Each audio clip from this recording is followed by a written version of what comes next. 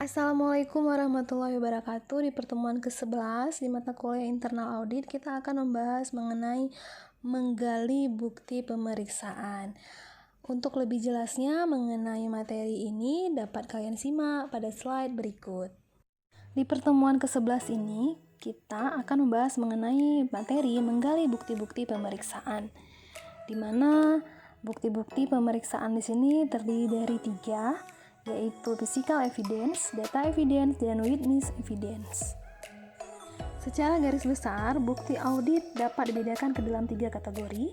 Yang pertama physical evidence, yaitu bukti yang terlihat dijumpai saat dilakukan observasi atau inspeksi langsung di lokasi audit, misalnya selisih stok, barang rusak, barang hilang, dana operasional yang dipakai untuk kepentingan pribadi, karyawan yang sering mangkir, konflik dalam tim, dan sebagainya. Yang kedua, data evidence, di mana sini seperti bukti tertulis yang dapat dikumpulkan secara on-base maupun on-site.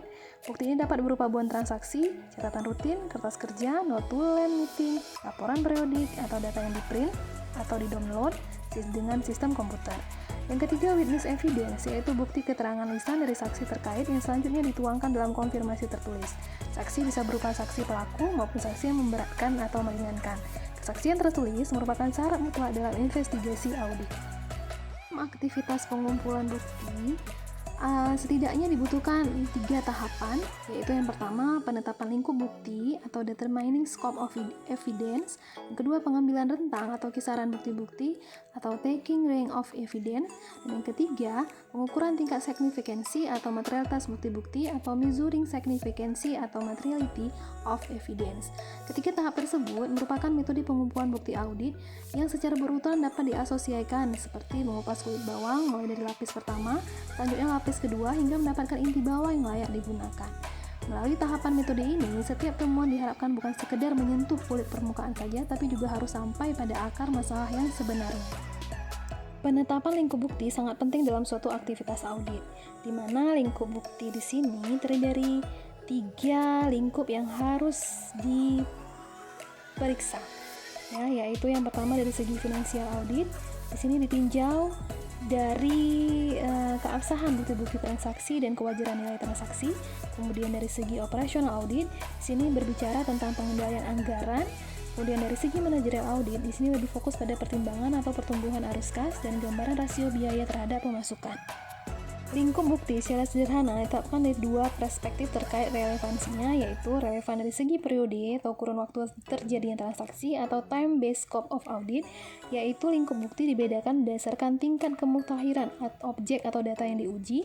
Yang kedua, yaitu topical based scope of evidence yang didasarkan pada relevan dari segi topik audit, yaitu berupa penetapan jenis objek yang diperiksa. Pendekatan yang biasanya dilakukan di sini itu dibedakan menjadi 3 kategori. Time-based scope of evidence itu dibedakan dari tingkat area pengujian. Yang pertama yaitu kurun waktu data untuk uji fisik atau cut-off date for physical test. Yang kedua kurun waktu data untuk uji substantif, yaitu cut-off date for substantive test. Dan yang ketiga kurun waktu data untuk uji lanjutan atau cut-off date for advanced test. Kemudian yang kedua, topical based scope of evidence, di situ terdiri dari 3 kategori. Yang pertama berbasis aktivitas atau audit activity task based. Di sini kalian bisa lihat aktivitinya yang didasarkan pada topik pemeriksaan. Yang kedua adalah berbasis proses bisnis atau business process atau organizational based. Di sini contohnya pada pemeriksaan berbasis SOP pembelian, pengumpulan permintaan user, pemilihan dan evaluasi vendor. Kemudian pemeriksaan terhadap divisi sales atau marketing itu dilakukan dengan pembuatan asosiasi strategi atau target, serta pengembangan dan pelaksanaan program promo. Yang ketiga yaitu critical control point base yang mirip dengan pendekatan proses organisasi, hanya saja bisa lebih luas, yaitu sebaliknya atau lebih spesifik. Di sini tidak sekedar pada implementasi proses saja, tetapi juga melihat dimensi yang lebih holistik atau lebih khusus di dalam suatu pemeriksaan. Sebagai contoh, pemeriksaan terhadap yang pertama efektivitas pengendalian pengelolaan kas perusahaan, yang kedua keserasian antara perencanaan dan realisasi strategi divisi sales dan marketing. Kemudian kita akan membahas mengenai tahap yang kedua dalam aktivitas pengumpulan bukti audit, yaitu pengambilan rentang atau kisaran bukti-bukti atau taking range of evidence. Di sini yaitu kisaran mengenai rentang data yang sangat bergantung pada keputusan auditor setelah ditetapkan lingkup dari data pemeriksaan. Kemudian bobot bukti ataupun weight of evidence, di mana pembobotan ini diperlukan bila dihadapkan pada fakta atau bukti yang nilai keuangannya relatif sulit ditetapkan atau memiliki akar masalah serta dampak yang relatif lebih luas dari bukti awal yang dimiliki. Terdapat 3 perspektif dalam pembobotan bukti, yaitu yang pertama pembobotan nilai bukti atau measuring value of evidence, di mana nilai nominal yang tertera pada bukti bersangkutan diukur melalui pengembangan nilai ke berbagai kondisi sekitar bukti. Di slide bisa kita lihat contoh dari pembobotan nilai bukti yang kita lihat dari aspek pembobotannya. Kalian bisa lihat di slide ini. Yang kedua yaitu pembobotan besar sumber penyebab yang ditujukan oleh bukti.